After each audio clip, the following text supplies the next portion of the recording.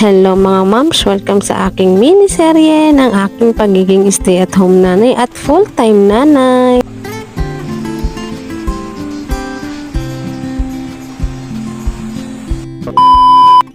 Dahil Labor Day ngayon, deserve ko rin ba kaya magpahinga? Dami ko kasing napapanood dito sa social media, pag Labor Day daw, pahinga daw ng nanay. Meron kayang ganun? Saludo ako sa mga nanay na 24/7 at wala tayong holiday at wala rin po tayong sweldo. Tanging kasiyahan lang natin ay mabigyan sila ng masaya at masarap na ulam at komportableng buhay. Walang pasok ang aking asawa kaya tinanghali na rin kami gumising. Bibihira ko na lang maranasan itong mga moms. Wala kaming face to face at may pang umaga din naman akong asawa. Tuhin ko man magtulog ng mahaba, hindi pwedet kailangan ko paglutuan at pagsaing at may baon siya hanggang gabi. Tira pa ang giniling, ginawa ko na lang lumpiang Shanghai pero dapat pala ginawa ko na lang siomai. Nakaluto na rin po pala ako mga mi para mamaya kakain na lang kami mag